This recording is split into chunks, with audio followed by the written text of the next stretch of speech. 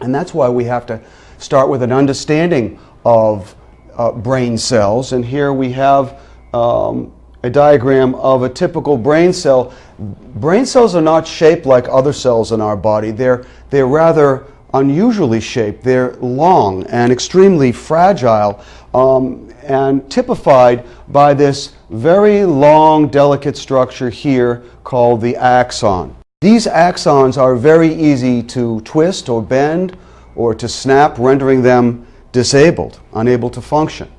Our brains consist of billions and billions of these delicate cells, which, not surprisingly, comprise a brain which has a very delicate, fragile nature as well.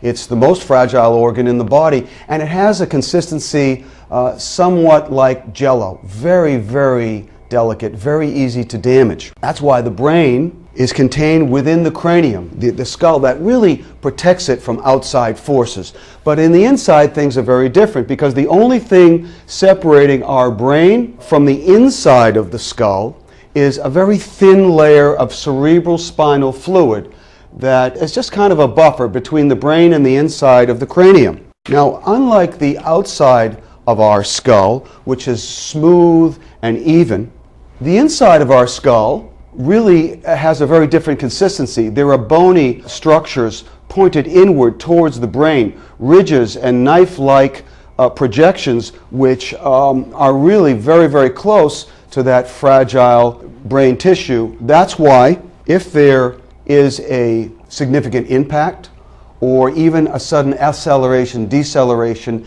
interrupting the integrity of that thin layer of cerebral spinal fluid, then the outside of our brain, or the cortex, is allowed to rub up against those bony, sharp structures.